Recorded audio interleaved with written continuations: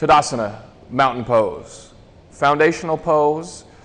Most poses, what we're trying to find is mountain pose in some respect, right? So whether we're in handstand, we're trying to find mountain pose. Whether we're in Kundalini, we're trying to find mountain pose in the spine. It's just a very grounding, striving pose. This is the most foundational pose we can find. So with this pose, right, what we're looking for is equal weight between the balls of the feet and the heels. I teach it feet hip width distance. The reason for it is I want to stack joints, right? Also, if she was to lower in chair, I'm not going to have her do it right now. If she lowers into chair or anything, we're already set up in that. And plus, again, it just creates a little bit more power and stability than with her feet together. Because if she brought her feet together, go ahead and bring your feet together, right? It's not like the end of the world. It's not like I'm going to topple over and fall. But you have to kind of work to balance yourself so you're not firmly rooted. So feet hip width distance, right? Feet hip width distance.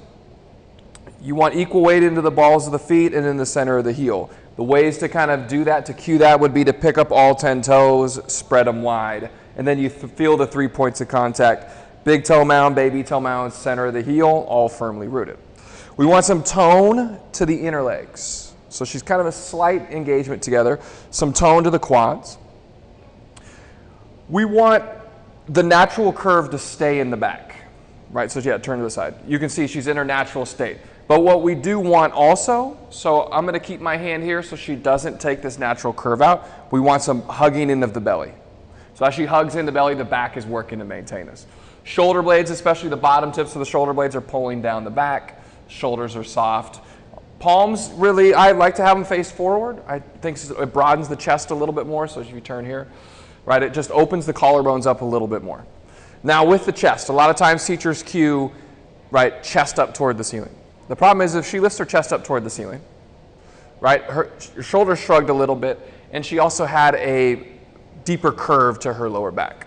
So the way I like to explain this, and I don't do this very often, is I talk about the chest, I talk about the bottom tip of the sternum as a knife, the point of a knife. The knife is in a knife block. The handle is up here by the throat, where the sternum connects to the throat. And the only way to get that knife out is to lift the handle straight up toward the ceiling. And the reason for it is she just lifts this spot right here. She doesn't create the same curve into her back, but she gets a sort of a lift up. Okay. A lot of times what happens, people just in modern society, so turn to the side, is they kind of have this kind of head forward of the, you kind of get a little bit of this, right? What we're looking for is head and neck over the shoulders. So back of the head towards the back of the room, crown of the head up toward the ceiling. So everything is firmly rooted. So we covered the big toe mounds, baby toe mounds, center of the heel, all plugging in. A lot of times people will either roll out or roll in. So there's ways to play around with that, and we'll go through that when we kind of when we meet together. Cue, or not cues, for assists for this pose. Not a whole lot. I don't do a whole lot in this pose. I think people know how to stand pretty easily. But what you can do is take your lobster hands, right? You'll hear me refer to lobster hands quite a bit, but it's 4 fingers together, L's wide. I don't know why they're called lobsters. Maybe L's. Is this, no, is it their pinchers? There we go, lobster hands. Learning something new today. Okay, you take those, and what you do is you kind of take them up just right underneath the balls of the ankle and just slide down until you get the calves. And right here, I'm just kind of firming, I'm just rooting her feet into the floor. You'll never see me do this one, and I wouldn't necessarily recommend it, but I will show all of them, is you can take the lobster hands to the front and press down. And the reason why I don't ever do this is, can you see where my head is at? Yeah. Not the most boundary, I don't know. I don't even know where I'm going with it. We'll dive into yeah. So we later. Avoid certain areas. Okay. Another thing you can do, if you can see, if let's say she's kind of pulling her shoulders up a little bit, you can come here and just firm down with your hands. Flat hands, never grabby, flat hands.